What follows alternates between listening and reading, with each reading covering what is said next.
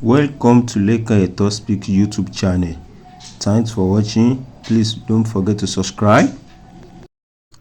Lovers all over the world, welcome to our YouTube channel. Justice for Oriyomi Hamzat, Queen Naomi àti àwọn 35 innocent kids. Orí ẹ̀ náà la ṣì wà.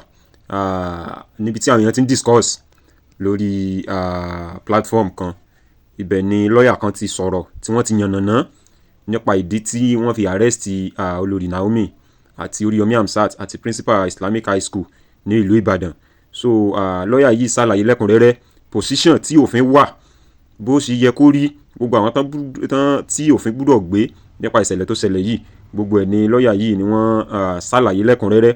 Àwọn tí ó yẹ kí wọ́n kí òfin kó bá wí lórí kéèsì yìí, gbogbo ẹ̀ ni lawyer yẹn ṣàlàyé. Ẹ jẹ́ ká farabalẹ̀ gbọ́ position òfin under law of the land àti nǹkan tí ó wà nínú Nigerian constitution.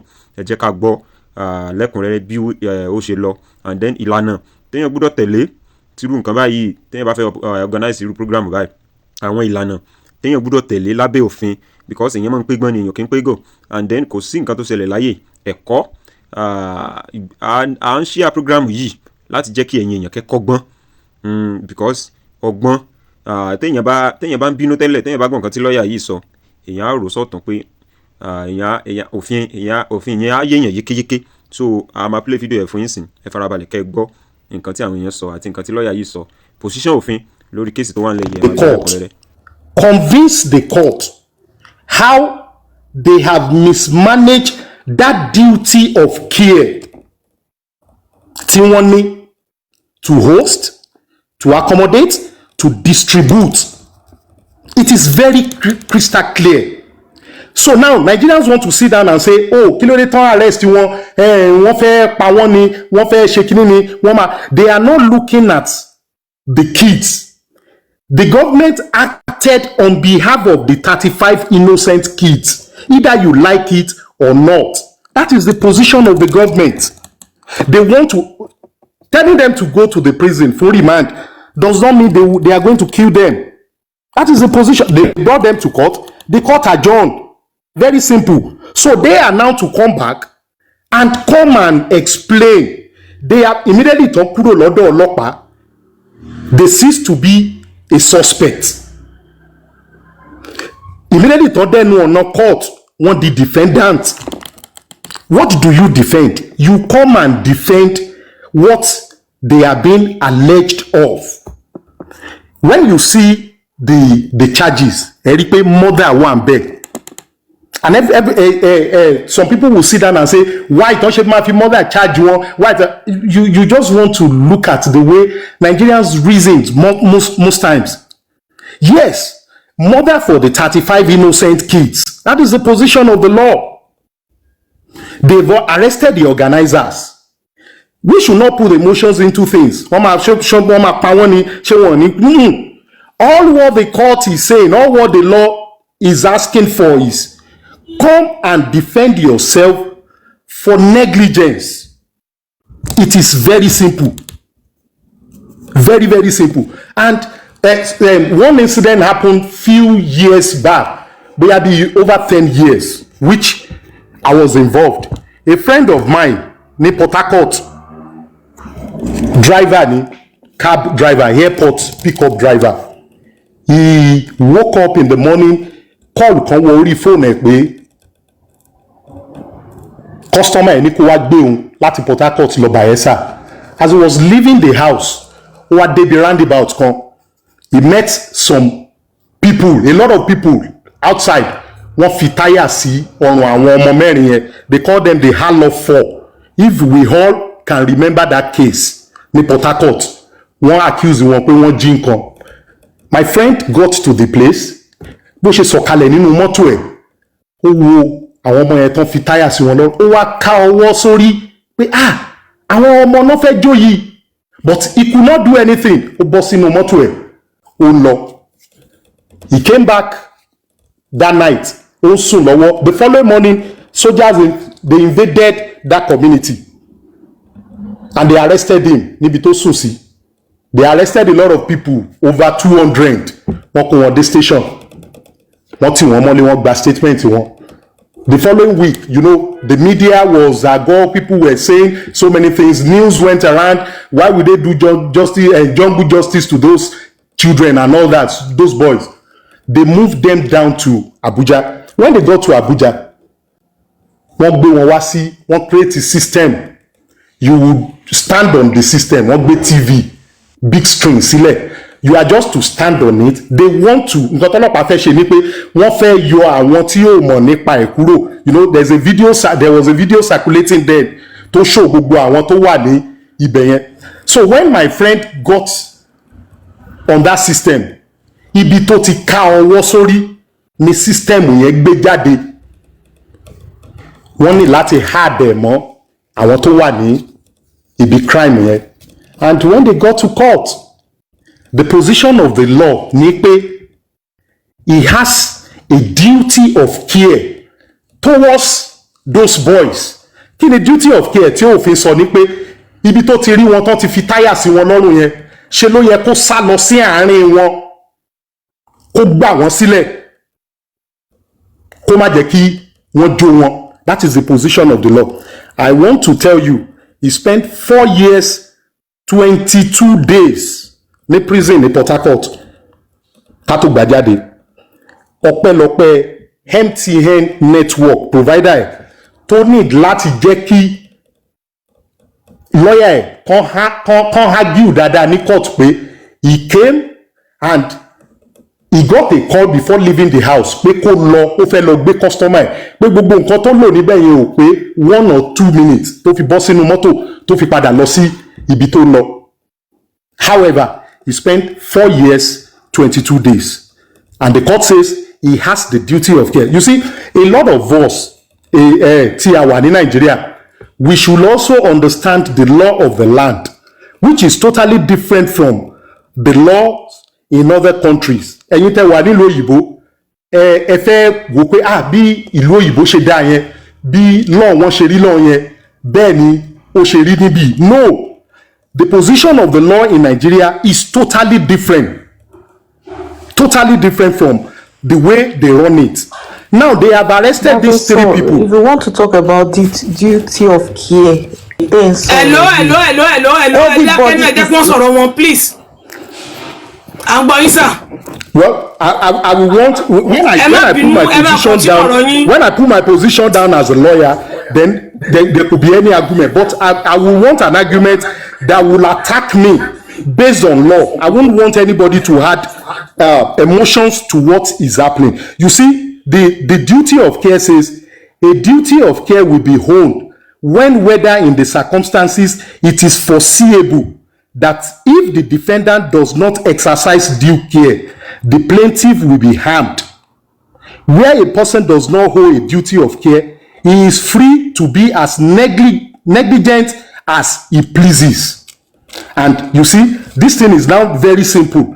We have 3 duty of care, 3 elements to it. A duty of care owned by the defendant to the plaintiff. When invite wọn wá fún program here, they have the duty of care to protect them. They are now to approach the court and explain the level of protection to put on ground for those who were all invited. Another one says a breach of that duty by the defendant. That those who invited them can a breach of that duty. If you have promised them security and you fail, if you have promised them so many things and you fail. Another one says damage to the plaintiff resulting from the breach. I want us to hold the third one. Damage to the plaintiff resulting from the breach. And that is the position of the law right now. The police are the one who arrested them. This is a case between them and the Nigerian police for them running away from their duty of care. You see, I want us to be very, very careful. The duty of care, then claim it is. The UK Continue ọ̀rọ̀ yín ti sọ, ẹ máa continue ọ̀rọ̀ yín ti sọ. Ẹ máa sọ̀rọ̀ yín lọ sọ. UK is different from Nigeria. Bàbá ẹ máa sọ̀rọ̀ yín lọ, ẹ máa sọ̀rọ̀ lọ síbi tó sọ̀rọ̀ lọ, ẹ máa sọ̀rọ̀ lọ ọ̀rọ̀ UK, ẹ máa sọ̀rọ̀ ọ̀rọ̀ tẹ́ ìfẹ́ ẹni kẹ́ continue bàbá mẹ́jọ, ẹ má bínú. So, if you see, there is also in law, there is what we call the Child Rights Act. Now, the court will also look at it. Ṣé mo pé mo ti sọ ọ̀rọ̀ àwọn tí wọ́n jẹ́ organizers. The court will also look at the negligence from the parents. If it is their fault, there's a penalty for that. No doubt about that. These are the things that will come in front of the court. Toma Yewu. Then somebody was talking about compensation. Compensation could come in any form. Compensation could come from the government. Compensation could come from individuals towards the parents. In as much as the court might decide to summon them and ask them questions. The court will also feel the pain, will also let them also realize it may or not lose in the process of being innocent towards whatever confer wagba. That does not mean that the law will not take its side. My position is very simple. I see law as the law. It is just not something any one of us, tabalo 25 hours, maybe. The position of the law will always be the position of the law. And what they've charged them for is negligence. And I keep telling people within the last few days, I said, why are you people putting emotions into things? They should go and defend themselves. Very simple. All the courts needed to ask them is, Ibo, kini I want to put on ground for the safety of these kids. If the court found them guilty of those things, the appropriate law is there. Hello, lawyer. Yes. Ẹ má bínú sir. Mo máa tún play kan tí lawyer sọ tí wọ́n sọ ní court lọ́jọ́ yẹn fún yín. So kẹ́ wá ṣàlàyé fún wa ní ti àwọn ọmọ Yorùbá kan tí wọ́n mean ẹ bá ti ṣe tán sir kí n play ẹ fún wa. Ẹ máa sọ̀rọ̀ yín lọ sir. Okay. Ṣé mọ̀ pé ibi tí mo ti ń sọ̀rọ̀ negligence ni mo ti mú story ti Port Harcourt yẹn pé it is very funny when you want to look at the law of the land pé ọmọ tó ń kọjá lọ tó rí ibi tí wọ́n ti ń jó èèyàn tó ká ọwọ́ sórí tó kúrò, and if you don't know anything about law you want to say irọ́ wo ni ẹni yìí pa ṣó possible ni, but that's the position of the law that you must protect ọmọlàkejì ẹ. You can see it's very very funny kí wọ́n fẹ́ fi táyà sí èèyàn lọ́rùn báyìí kí wá kúrò kí wá sá lọ síbẹ̀ kí wá ní mo fẹ́ rescue ẹnìyẹn èèyàn tó bá wà lẹ́gbẹ̀ẹ́ mi á fà mí náà pé kí ló dé tí mo fẹ́ lọ ṣe, but the law says you must protect and you want to look at the law of the land pé irú òfin wo ni, but Ọlọ́run má jẹ́ kí a rí ẹjọ́. Those who are outside the box of the law, they sit down and say so many things. Innocent people, when they get to the law, the court, and they read out the position of the law, some people will start looking at it pé wow mi ò dẹ̀ mọ̀ pé tó nǹkan bí eléyìí o. All right ma, mo rò pé kí n má tó ẹjọ́ jù kí n stop at that. Ẹ ṣé gan ni a dúpẹ́ lọ́wọ́ yín. Ìròrí tí bàbá wọn tó ń sọ̀rọ̀ yìí tí wọ́n fi ń sọ̀rọ̀ ó yàtọ̀ sí ìròrí orí social media o. Ihun tó wà nínú ìwé kí lòfin sọ làwọn sọ fún wa, kí ni òfin sọ, kí ni òfin wí, n táwọn gbé lọ́wọ́ nìyẹn, kí lòfin sọ ni wọ́n gbé lọ́wọ́. N tó wà nínú òfin ó yàtọ̀ sí n tó wà nínú òfin Nàìjíríà, ó yàtọ̀ sí n tó wà nínú òfin ìlú òyìnbó. Mo fẹ́ play kọ́ tó wọ́n ẹjẹ́ kọ́ délẹ̀ mà ìjẹ́jọ́ kọ́ délẹ̀. No, mo kàn fẹ́ bèrè kan lọ́wọ́ lọ́ọ̀yà torí wọ́n ní lọ́ọ̀fì láti ilẹ̀ ṣé wọ́n ti lọ sọ́sì wà ń bẹ̀. lọ́ọ̀yà ni wọ́n yẹ. wọ́n yìí wà ń bẹ̀. À ń gbọ́. lọ́ọ̀yà ṣé lọ́ọ̀ Nàìjíríà sọ yìí pé kò fi láìfẹ́ lẹ̀ fún èèyàn míì torí pé o fẹ́ protect ẹ̀ ṣé bó ṣe nǹkan bẹ́ẹ̀ mi ṣe rí nǹkan tẹ́ ń sọ yẹn because èèyàn tó rí nínú ọ̀rọ̀ tí wọ́n sọ ó dẹ̀ tó wà ń bẹ̀ nínú ọ̀rọ̀ tí wọ́n sọ ni òun náà mú nínú ọ̀rọ̀ tí wọ́n sọ lè rescue ẹ̀ tó fẹ́ ẹ jẹ́ kí n ṣẹ́rí explanation lọ. Oríyọmí náà lọ ń bá gbogbo àwọn yẹn ọ̀dọ̀ Oríyọmí náà ló ń lọ direct. Ó yẹ kó wà rẹ̀ sí àwọn tèmi gbé yẹn lọ. ẹ má judge ẹ má judge ẹ má judge ẹ má judge. tó wà nínú òfin Nàìjíríà pé èèyàn lè níyàn bá rẹ́ni tó fẹ́ ṣe kú pààyàn ṣé èèyàn wà nínú òfin Nàìjíríà kì í ṣòfin UK o. ní pé kéèyàn tá a bá ń sọ ká máa yan o not UK o. ẹ jẹ́ ṣàlàyé dáadáa ṣé kéèmí jeopardize life mi torí èèyàn mi because ẹ máa sọ pé law of the land ni law yẹn ní Nàìjíríà. So kéèyàn bá rí let me answer your question. ṣé ó wà nínú òfin èmi Nàìjíríà wá sacrifice life tèmi láti protect èèyàn. Let me answer it in the position of the law. When a party is vulnerable, you must be able to protect that person. That is the position of vulnerable at the state of a vulnerable person, in the sense that mi ò sọ pé arọ mi ò sọ pé adití o. Vulnerable in the sense that that person is powerless.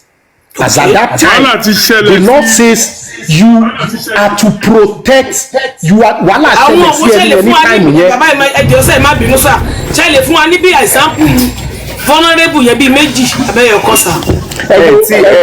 àwọn owó náà pẹ̀ bẹ́ẹ̀. ẹ wo nǹkan tí mo sọ nípa Port Harcourt scene yẹn ṣe mọ̀ pé mo sọ Port Harcourt scene yẹn online láti sọ lórí ẹ̀. ẹ máa gbọ́ kò ń ṣe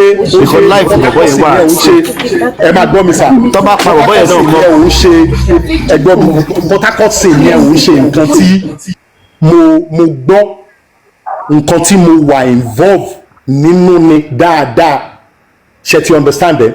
And now as at the time tó fẹ́ jó àwọn ọmọ mẹ́rẹ̀ẹ̀rin yẹn they were vulnerable. The king of that community, you can Google search this case. The king of that community, ó mọ nǹkan tí ojú ẹ̀ rí. tó bá pa bọ̀bọ̀ yẹn kọ́ ẹ má ẹ wo nǹkan tí ọ̀rọ̀ negligence o. wọ́n gbé àwọn ọmọ yìí ní àárọ̀ bọ́n ṣe mú wọn kó wọn lọ síwájú ilé ọba. Ole, the youths in the community were shouting.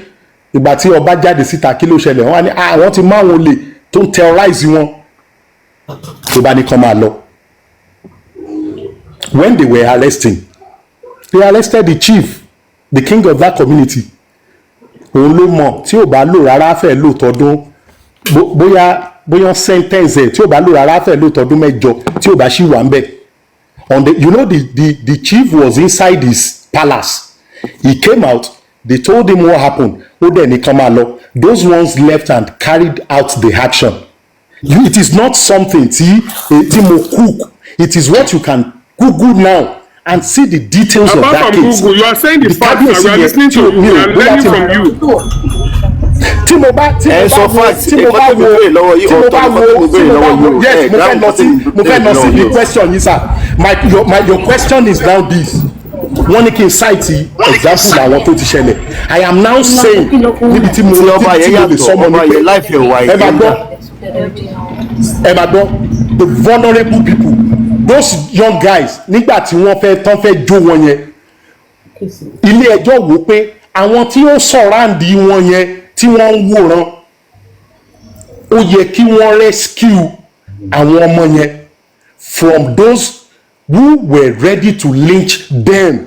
That is the position of the law. Check, you understand it? So don't look at it from the fact that I am arrest àwọn yòókù wọ́n wá arrest èèyàn tó wà nù. ṣe ní ìwọ̀nba àwọn tán rí they took them down to Abuja wọ́n wá gbé wọn sórí system láti mọ àwọn tí ó wà ní ibi scene yẹn ní time yẹn. So they were bringing them up and ẹlòmíì wà tó yẹ pé bóyá ibi tán ti rí bóyá ibi tó nǹkan ti mú ẹgbàá dání ni ṣe mọ̀ pé ó ti wà involved in the case.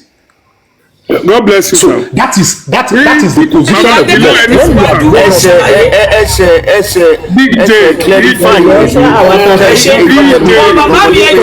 law. Ibi tó yàn ti ń tọ́jú aláìsàn náà lèyàn ti ń tọ́jú ara èèyàn. Àwọn òun náà pè ní vulnerability. Èyí wọ́n lè pè yẹn. Vulnerable person àwọn òun ní bí àwọn vulnerable mi pé èèyàn tí ò ní agbára ní táìmù yẹn ní táìmù bí àwọn wo bí àwọn wo sọ gangan anybody àwọn èèwọ̀ ni ò lágbára tọ́lẹ̀ mi náà mi ò lágbára bí mo ṣe wà yìí o. ẹ máa gbọ́ bóyá you see somebody said somebody who is helpless bóyá kán bá mi tàmẹ̀ sí Yorùbá bóyá mo wà nínú ilé ní òru àwọn kan ẹni tí ò lè gbìjà ara ẹ̀ á dáa fún yín wọ́n fẹ́ fi táyà sí àwọn mẹ́rin yìí ní ọrùn àwọn èèyàn wá surround wọn they were looking at them they were cheering they were hailing the Lord said they have a duty of care to stop those who wanted to commit that act. That is it. Hear me. Thank you, sir. Thank you, sir. Bàbá akẹ́tọ́ pé ẹ̀yọ̀ kan ó kọ ẹ̀rọ ní bàbá ń sàṣà. Mọ́mí mi. ẹni sùn èmi ò tí ẹ̀yọ̀ ìjẹ́ sáré fẹ́ ọkọ tí tó bá pè é wọ́n lè sọmọ aláìsí ẹ̀kọ́ ọkọ sí. ẹni sùn lẹ́jẹ́ ká lẹ́nìí náà ẹjọ́ nítorí Ọlọ́run. ẹ jẹ́ complete kíní queen mo fẹ́ clarify kíní yẹn pẹ̀lú wọn torí pé sẹ́rí ìgbẹ́jẹ sọ pé law of the land because sọ fáwọn èèyàn ni pé if your life is also in danger you cannot protect any other person o even though tó bá wà vulnerable tí life tèmi bá wà in danger tó yẹ pé mo life mẹ̀mí ó lè gbẹ̀mí mi lọ torí pé òkè mo rí pé olè wọ́n fẹ́ rọ̀bọ̀ èèyàn kan àbí wọ́n fẹ́ pààyàn kan mo wá rí pé òkè wá sọ pé duty of care jẹ́ pé life tèmi náà lè wà in danger wá ní law of the land sọ pé kí n lọ protect ẹ̀ torí pé wọ́n fẹ́ pa in that kind of situation tí life tèmi wà in danger ìyẹn tí yàtọ̀ sí ọ̀tẹ̀ náà excuse me sir ẹ máa gbọ́ ti London ẹ jẹ́ kí n sọ nǹkan tó wà very important United Kingdom ọlọ́pàá ní gbogbo kan wàá pe ọlọ́pàá ní ọlọ́pàá ló máa dáhùn sí o ò ní right àti lọ bẹ̀ o ò ní right àti ṣe anything o ò ní right àti súnmọ́ bẹ̀ yìí mo fẹ́ jáde ni mà mo lè fẹ́ bẹ̀rẹ̀ question kan lọ́wọ́ the law mo fẹ́ bẹ̀rẹ̀ kankan kẹ́lẹ́ ìjọba náà papọ̀ we are all family if you be part of our family we will be glad ẹni tí ó rí ẹni tó ń ju ọmọ bíbí inú àbí tiẹ̀ gba ẹ̀yìn fẹ́ǹsì lórí ẹyọ kan dé 2000 tí ò pọ̀ ọlọ́pàá has he commit offence or not. èèyàn tó ṣe kí ni sà.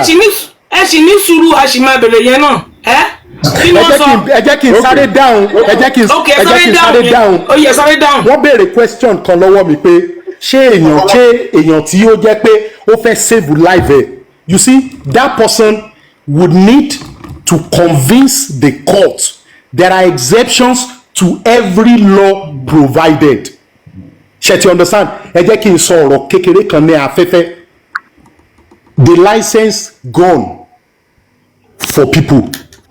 The law does not say you should kill despite the fact you are given a license gun. The law says even if armed robbers come to your house, shoot them where they can fall. Is either lẹ́sẹ̀ ní apá ní ọwọ́. The law does not say pé torí pé òun ti fún ẹ ní license ìbọn kò wá ṣùtì kò pa ẹ kò mú ẹ̀mí ẹni yẹn lọ. Now exception to it wá sọ pé if you are the crossroad tó jẹ́ pé o ò ní option ju pé kò pa ẹni yẹn láti fi save ara ẹ you must be able to prove to the court beyond reasonable doubt or else you have committed a murder.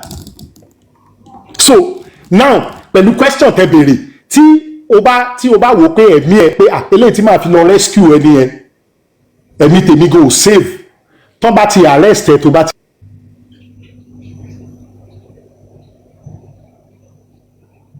exactly ẹ ti explain ẹ dáadáa ẹ ṣe. ó dàbí ṣé TikTok kọ́ mute wa ni.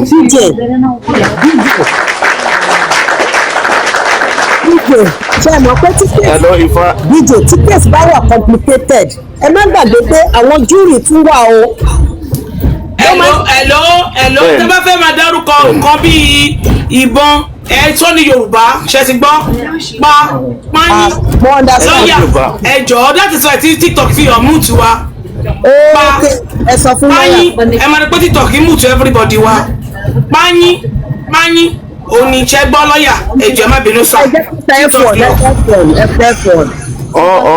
on a live F9 F1 ẹ bá type F1 F1 ẹ bá wa type F1. So jury iṣẹ́ àwọn jury fún nìyẹn. F1 ẹ bá wa kọ F1. irú kéèsì yìí máa wà F1 gan. So wọ́n jury. So ẹ bá béèrè lọ́wọ́ lọ́ọ̀yà wa yìí pé ṣé ó end up bí kéèsì yìí ó máa wà complicated to the extent tó yẹ pé wọ́n lè má rojú tó ẹ̀ tó yẹ pé they will actually have to use the public which is the jury àwọn public jury service. ẹni sùúrù gbọ́n mi ẹ má ti jẹ́ ká sì lọ bẹ̀ yẹn ná ẹ jẹ́ kí n play nǹkan tí lọ́ọ̀yà sọ níbí kí ara máa mú nǹkan tí lọ́ọ̀yà sọ yẹn ibẹ̀ láti máa múrú ọ̀rọ̀ yín yẹn jáde. ẹ bá wa type F1. kí n tan bluetooth wa èèyàn kì í pé gọ̀ èèyàn máa pé gbọ́n ni ẹ̀yin tẹ́ bá jẹ́ ti family Naomi torí yọmí ẹ mú bẹ́rẹ̀ òyìn kẹ́yìn náà máa dọ̀tí ibi báyìí ọmọ Yorùbá ni gbogbo ẹni tí ìṣẹ̀lẹ̀ ìṣẹ̀lẹ̀ sí àtọ̀tún àtòsí àtàárín ọmọ Yorùbá ni gbogbo wa ẹ̀kọ́ la nídìí láti kọ́ kìí ṣe ìjà not fight ẹ̀kọ́ la nídìí láti kọ́ ẹ bá wa type F1.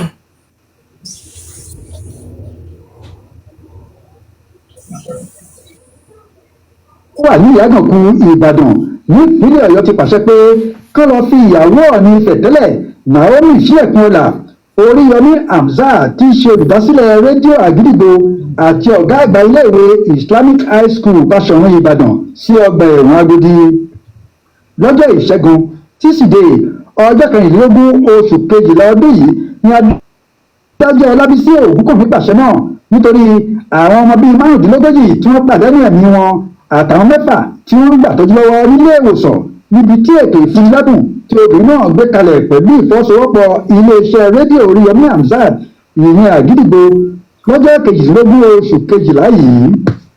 ẹ̀sùn 4 tán fi kan àwọn olùjẹ́jọ́ mẹ́tẹ̀ẹ̀ta yìí ni ìlẹ̀dí àpòpọ̀ ìṣekúpani látàrí àìlákàsí ìwà ìbìkítà tó ṣokùnfà ìpalára àti nítorí bọ́n ṣe kọ̀ láti pèsè ètò ààbò àti ètò ìlera tó péye. àwọn ẹ̀sùn tí wọ́n ló tako ẹ̀sùn ìwà ọ̀daràn ìpínlẹ̀ Ọ̀yọ́ ti ọdún 2000. ilé-ẹjọ́ ní àwọn mẹ́tẹ̀ẹ̀ta ni wọ́n kópa lórí ètò tó sọ ayẹyẹ ọdún kérésì yìí di ìbànújẹ́. nítorí bẹ́ẹ̀ ló ṣe pa láṣẹ pé wọ́n lọ fi wọ́n pamọ́ sí ọgbà ẹ̀wọ̀n tó wà ní Agodi títí tí ilé-ẹjọ́ yóò fi gba ìmọ̀ràn láti iléeṣẹ́ tó ń rí sí ètò ìgbẹ́jọ́ Director of Public Prosecution. àwọn afurasí 5 ni wọ́n sọ pé iléeṣẹ́ ọlọ́pàá ìpínlẹ̀ Ọ̀yọ́ ti kọ́kọ́ dá sílẹ̀ nítorí ọ̀rọ̀ yìí wọ́n tó tún wá gbé àwọn mẹ́tẹ̀ẹ̀ta yìí lọ síwájú adájọ́. lọ́jọ́ Ajé Monday ọjọ́ 23 oṣù kejìlá ọdún yìí ni wọ́n dá Genesis Christopher ẹni ọdún 24. ṣé bàbá wa ṣe gbọ́ ìyẹn ilé tó tún kà yẹn ò kan àwa tẹlómìnà tún kà lọ ṣé gbọ́ dáadáa sàlọ́yà. lọ́yà sì ní ètò. ẹ ọ̀ mú ti ara yín sà. alright ṣe rí gbígbé wọn tó gbé wọn lọ sílé ẹjọ́ yẹn kán ní kán lọ remind wọn it is not new they've not started hearing the case so taking them down it is still the position of the law. when people now come out and say everybody believe pé tán bá ti remind èèyàn before the adjournment date ṣe náà fẹ́ lọ pa wọ́n àbí anybody tán bá remind immediately they have not been convicted not to talk of being sentenced so they still have to prove wọ́n allege wọn ni and they are in the right position to explain to prove you see ní láì tiẹ̀ tí gbọ́ last voice note send ba ni mo ti kọ́kọ́ sọ níbẹ̀rẹ̀ pé the law of the land Ọ̀yọ́ state law ọlọ́pàá ló arrest àwọn ló charge wọn bí wọ́n ṣe ń ṣe ní ìlú bòmí gbogbo state pátápátá ló ní òfin títí wọn so it is not new and ní gbogbo tí tán bá charge wọn fún 53 charges ó sì so mọ́ àwọn ọmọ yìí because tí àwọn ọmọ tó kù yìí ò bá wà involved bóyá everybody ti gba oúnjẹ ó ti lọ nobody will be talking about it again but it is still ẹ máa gbọ́ pẹ̀lú kan tí ẹ máa gbọ́ sà torí àwọn òmòfin Nàìjíríà kọ̀ọ̀kan ti wa àwọn ògbélé ẹ má bínú sà pẹ̀lú kan tí lọ́ọ̀yà tẹ́ sọ yìí kan lọ́ọ̀yà pẹ̀lú kan tí wọ́n kà jáde fún wa yìí òfin bíi mẹ́ta bíi mẹ́rin tó kà jáde nínú constitution Nàìjíríà báwo ló ṣe rí sà. gbogbo òfin tọ́ka yẹn sì bá negligence lọ. tẹ́lẹ̀ bá wa tú ní Yorùbá ọlọ́yẹ̀ bá wa tú ní Yorùbá.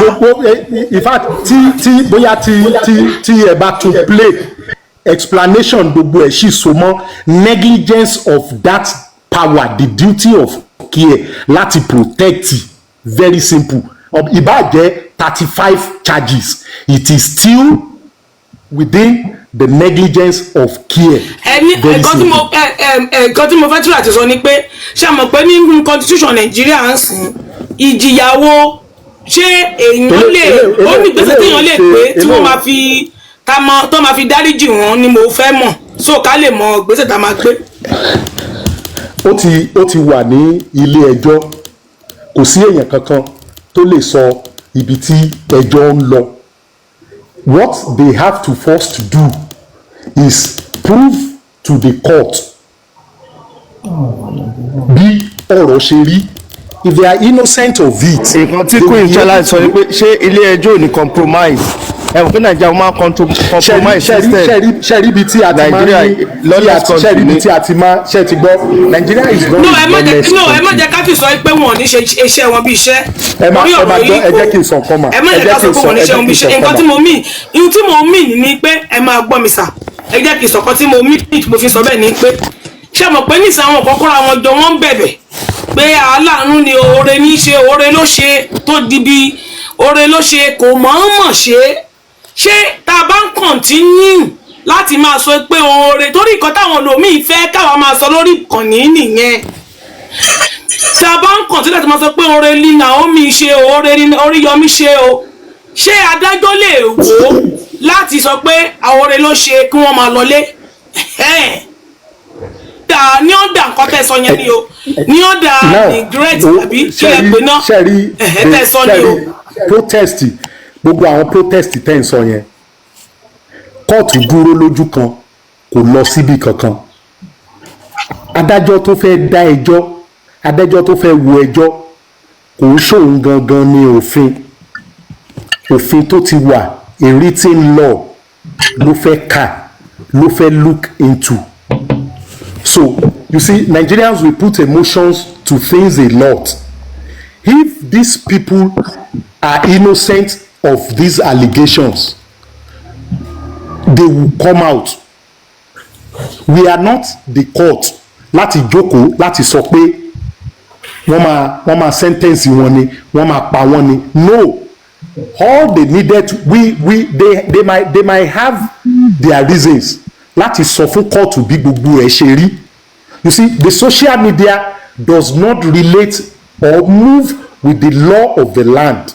And every time táwọn èèyàn bá sọ pé kò sí òfin ní Nàìjíríà, I feel terribly sad hearing that.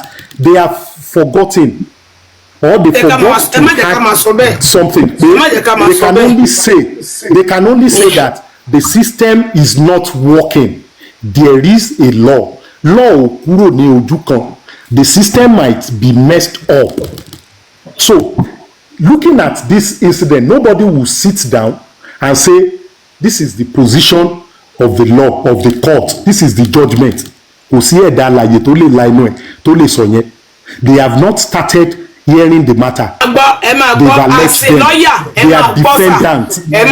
máa gbọ́ as a lawyer ṣé tá a bá kóra wa pọ̀ tá a bá ń bẹ̀bẹ̀ lórí platform káàkiri bí a lórúkọ Naomi bí a káwá dúró fún Naomi lórí bí tá a bá ń pariwo ẹ̀ àbí ká organize àwọn èèyàn láti lọ sí Ìbàdàn yẹn lórúkọ Naomi tàbí ká ṣe bánà ṣé ìyẹn lè help sà ní court of law má bínú. kò tú irun kankan ní ara òfin kò hard anything sí ara òfin. The law is the law. These people, all they needed to do is prove the innocence. Tí gbogbo èyí tán lè sọ pé àwọn ní. Ṣé ti understand ẹ? Kí èèyàn 1 million lọ protest lẹ́nu ọ̀nà court.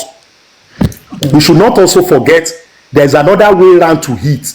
Those parents, no, they might be seeking for justice. So that is why we have the law, which is there to interpret it for both parties. Àwọn ọlọ́pàá tó gbé ẹjọ́ lọ court, wọ́n fẹ́ kí court sọ position òfin ni. Àwọn defendant tí àwọn tán mú, they are defendants. Wọ́n fẹ́ káwọn náà wá defend nǹkan tán allege wọn fún ni. So bringing multiple people out to protest, taking them to court does not, you see, we should run away from emotions. Nigerians, we are too good, we are too loving.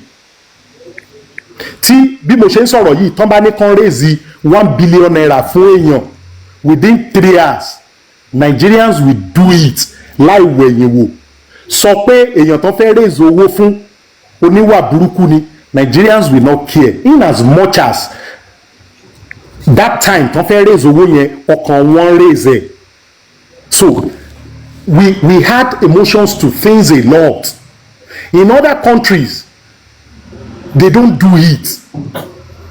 They make the law so strict so that it is going to serve as deterrent to everybody. So the both parties, the police and the defendant, they want the court to interpret the law. So nobody will come out and say, so káwọn wulẹ̀ dáadáa wájọ ẹ máa gbọ́ sá káwọn wulẹ̀ ẹ torí àwọn míì náà fẹ́ bèrè question lọ́wọ́ yín, so káwọn wulẹ̀ dáadáa wájọ kò help anything, káwọn wulẹ̀ sọpá fẹ́ ṣe protest kankan kò help anything báyìí. It does not, because it doesn't change what has been written down with the judge. Ṣé judge máa lọ provide the law títí ẹ̀ ní. Okay, ó ti yé mi ẹ má bínú, mi ò lọ school ni, ẹ má bínú bàbá mi ẹ jọ̀ọ́. Ṣé oníṣìí ṣé nǹkan tó ṣẹlẹ̀ yìí ti wà nínú ìwé wọn kò máa kà jáde fún wọn ni ó tán. Wọn ò ní kà jáde, wọ́n máa gbọ́ lẹ́nu àwọn tó mú ẹjọ́ wá àti àwọn tí wọ́n fẹ́ defend ara wọn, àwọn tí wọ́n accuse. No, they will not. It is not something that they will bring them to court and just go into the judgment. Ṣé mo gbọ́ sọ pé adájọ́ ò ní ìwé òfin tiẹ̀ tó fẹ́ lò? Ṣé àwọn ìwé kan jẹ́ pé lọ́ọ̀yà lẹ́yìn? Àwọn ìwé kan wà tẹ́yìn tí ní lọ́wọ́ bẹ́ẹ̀ ṣe jẹ́ lọ́ọ̀yà báyìí tó ti wà nínú òfin. Bẹ́ẹ̀ náà ni adájọ́ náà ní dání ìwé òfin yẹn náà ló náà máa wò. So adájọ́ ìṣẹ̀lú jókòó sínú yàrá. Ṣé a lè ṣe protest náà fún àwọn ọmọ ni?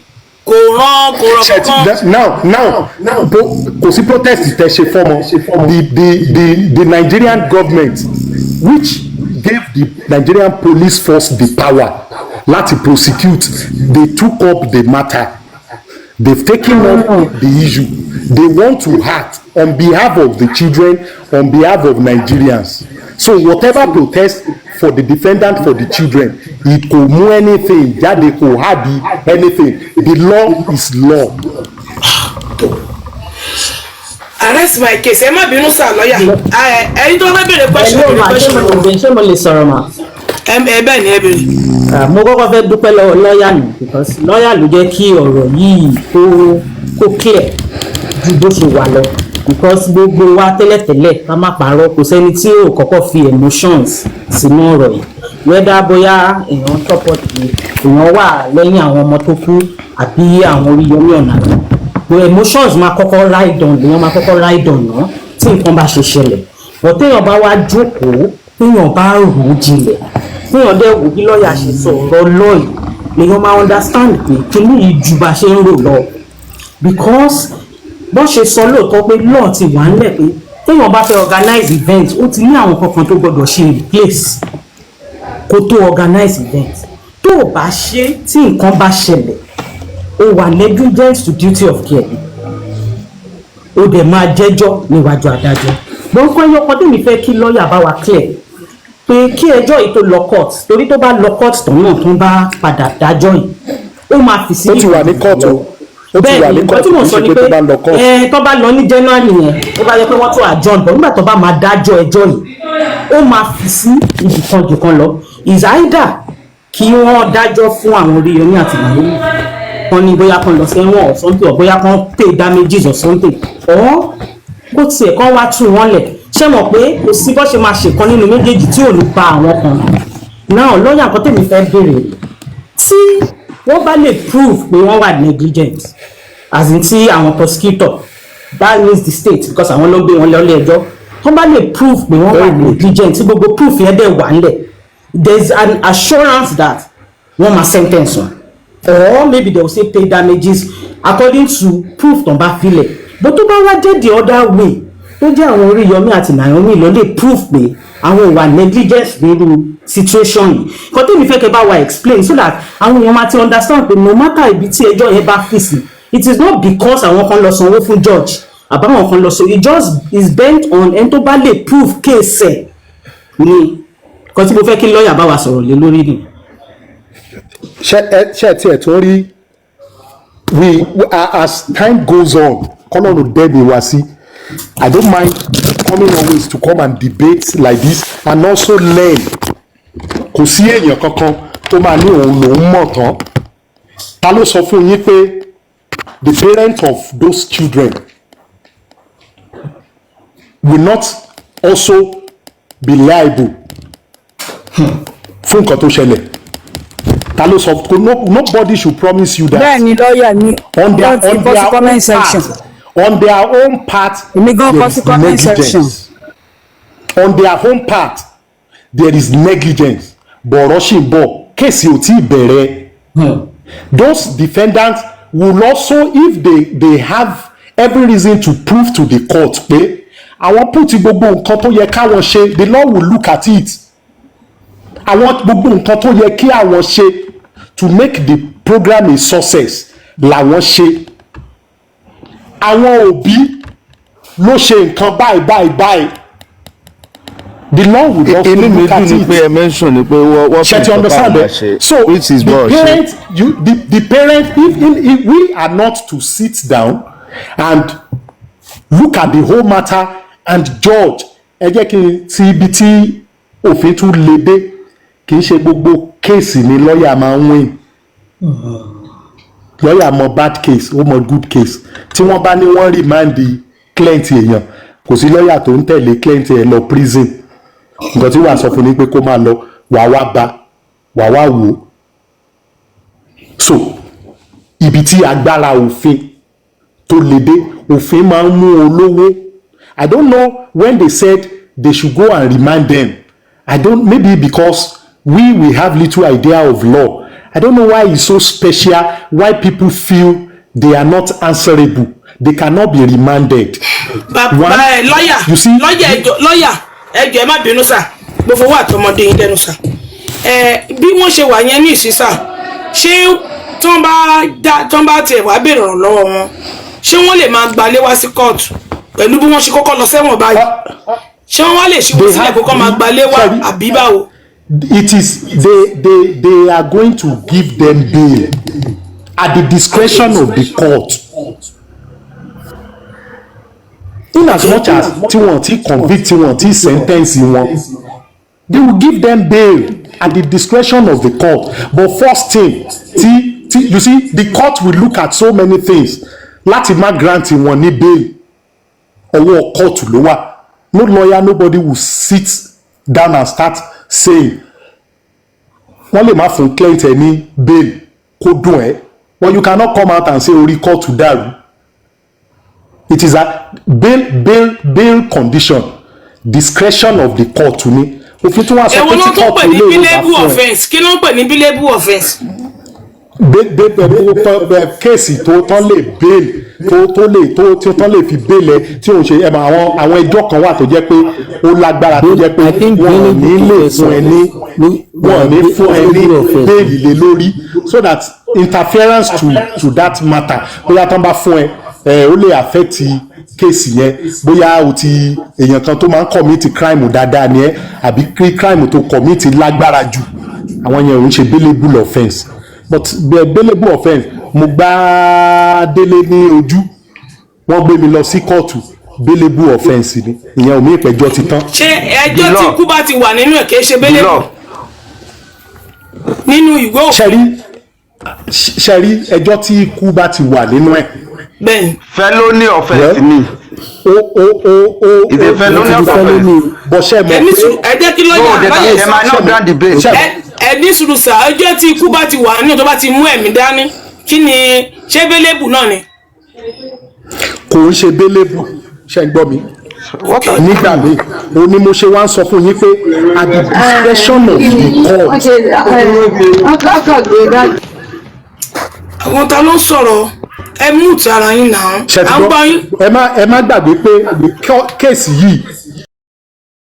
Lovers all over the world a lérò pé ẹ farabalẹ̀ wo fídíò láti ṣẹ̀bẹ̀rẹ̀ títí dé òpin tẹ́ ẹ bá farabalẹ̀ wo ẹ ti máa gbọ́ nǹkan tí òfin sọ nípa tí irú nǹkan báyìí tó bá ṣẹlẹ̀ so ìwòye tí àwọn adájọ́ tí wọ́n fi gbé ìwòye tí àwọn tí wọ́n jẹ́ agbè fún ìjọba ẹ̀tọ́ tó yẹ káwọn náà ṣe ni wọ́n ṣe yẹn tí a bá farabalẹ̀ pé ẹjá comment lọ́dà comment section dẹ̀ jẹ́ ká share fídíò so that a tún lè jẹ́ àríkọ́gbọ́n fún àwọn ẹlòmíì because ilé ayé yóò gba sùúrù kò sí gbogbo nǹkan tá a ṣe tí ò jẹ́ pé òfin kan wà tó ń guide wa lé lórí so ìyẹn ni ò ní jẹ́ kí èèyàn ó si ẹsẹ̀ gbé ìyẹn ni ò ní jẹ́ kí èèyàn ó si ìwà wù láwùjọ because òfin ó ní ìlànà téèyàn gbọ́dọ̀ tẹ̀lé láàrin ẹbí láàrin ará láàrin ọmọ sí bàbá láàrin ìyàwó sí ọkọ láàrin alábàágbé láàrin aráàlú so òfin guide wa gan so gbogbo àwọn nǹkan yìí ni lọ́ọ̀yà yìí ni wọ́n ṣàlàyé fún wa nínú fídíò yìí táwọn náà dẹ̀ gbọ́ bí wọ́n ṣe yànnà náà táwọn èèyàn dẹ̀ béèrè questions